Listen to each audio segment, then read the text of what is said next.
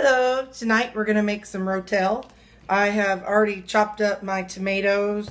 I have one of these handy dandy choppers and it chops it up pretty fine. So I did it with my tomatoes, I did it with my onions, and I had a green pepper and I chopped that one. And I've got 2 little jalapeños.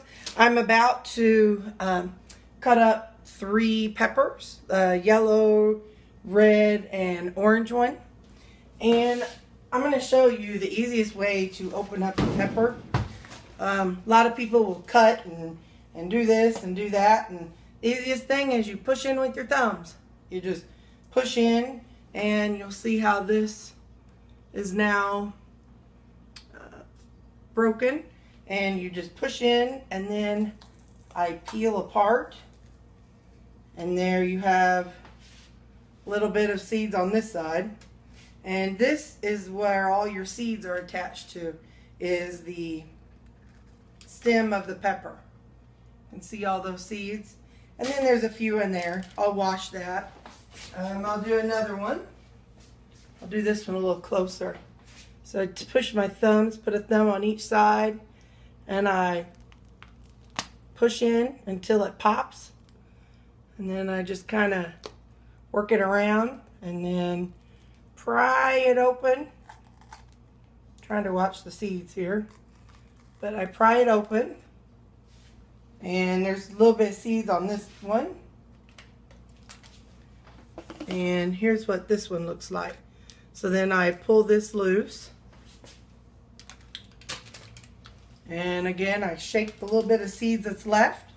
And I will wash those and get those cut up, and I'll show you the next step for making Rotel. Okay, so I'm dumping in the 3 peppers.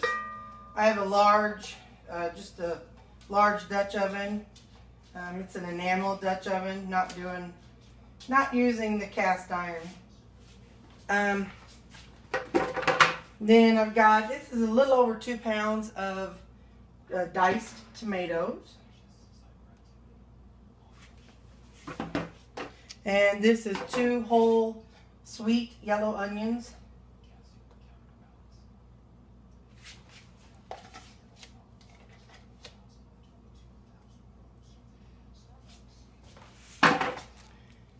And I had, last time I made this, I had bought too many jalapeno peppers.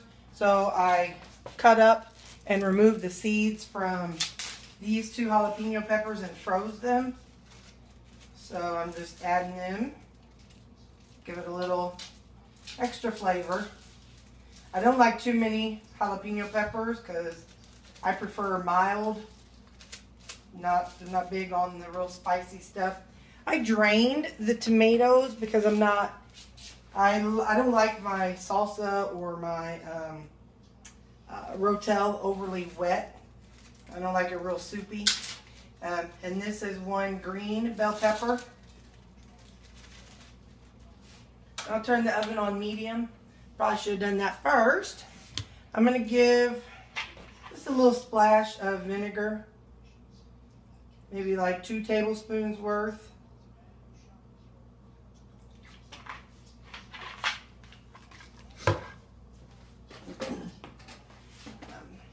I am avoiding sugar, so I will take, let's see, this is a teaspoon. So I'm going to put in like 1, 2, 3. I'll do 3 teaspoons to start with. And then I'll taste it after a little while. See if I need to add any more. And then some salt. Let's see. This is a teaspoon. Maybe about 2 teaspoons worth of salt. I'm going to heat this up and stir it up a little bit, and I'll show you how it looks as it starts settling in. It's starting to warm up, and I'm going to add a little bit of garlic. It's minced garlic. Probably about 2 tablespoons. Okay, 3 tablespoons. I like garlic. What can I say? And then I'm going to add some cilantro.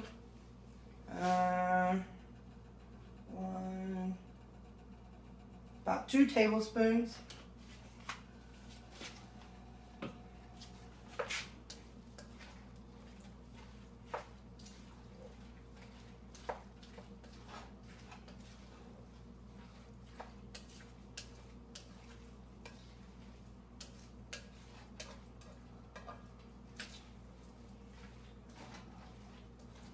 I haven't started canning things yet, so what I do is I will, when this is done, I have some plastic containers this size that holds about 2 cups. So I will put my salsa slash Rotel in here, and I'll freeze it in this. And once it's frozen solid, I'll pop it out from the bottom and I'll put it in a Ziploc bag. So then whenever I'm ready to have some Rotel in my refrigerator, I'll pop it out and I can either store it in one of these. It'll already have this shape, or I can store it in a different type of container. But like I said, I haven't really gotten into canning at this point, so that's not something I'm ready to do, but I like to keep Rotel around. I like it on eggs in the morning, or you know, on a hamburger, put a little Rotel on it, or just, there's so many different things. You can put chicken in a crock pot and throw a little bit of Rotel and in there with it. Have you some chicken tacos. I think I'm gonna get, no, I think that's enough sugar. So I'll leave it as it is and let it all meld together and see what we have. And by the way, don't rub your eyes, or you know, or scratch your face, or if you have any sores, definitely don't get them around that stuff. It will burn like the dickens. We'll be back whenever it's a little more melded together.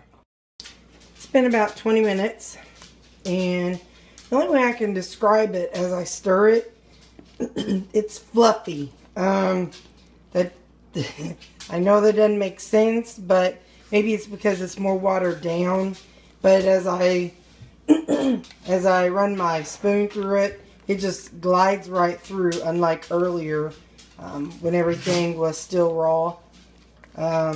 So what I will do now, because sometimes I use it in cooking, I'm going to go ahead and stop it right here. And like I said earlier, I'm going to be putting it in the plastic containers, and I will be freezing them. So like I said, I don't like it really soupy, so I've got a spoon with the slots on it, and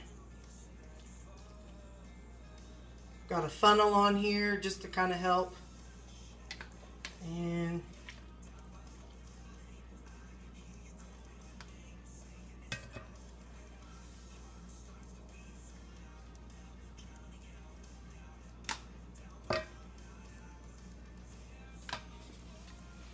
I fill it about that full. That's a good amount. So then that gives me not too much to have defrosted at a time, but gives me enough to work with. So I'm gonna fill all these up, or fill out however many I have worth here, and like I said, then I'm gonna get them frozen, and they will be ready to pop out and put into a Ziploc bag. This one I got a little more full, but it doesn't matter about how much space is there or not there, because it's going to be in the freezer, and I'm not canning it, so I don't have to worry about any type of special space for any air pockets or anything. So I'm going to get these done, and I will show you where I'm at afterward. So I ended up with 5 of them, and at 2 cups each, that's 10 cups worth of Rotel slash salsa slash however you would choose to use this. Now I'm going to put the lids on, but I'm not going to screw them on really tight because it's still hot. Just enough to keep it from tipping over. And I'm going to set it in the freezer, and like I said, once it's frozen, I'll pop it into some Ziploc bags. So here they are. They're all frozen, and I popped them all out of little plastic containers, and that's how they look. So I will Ziploc them in this container, and then I'll Ziploc them in another container just to keep them extra sealed. So they won't be in there too long, but this way it's double sealed. I prefer to double seal things that I'm going to use as an ingredient in food. Make it last longer. So there you go. That's how I make my Rotel.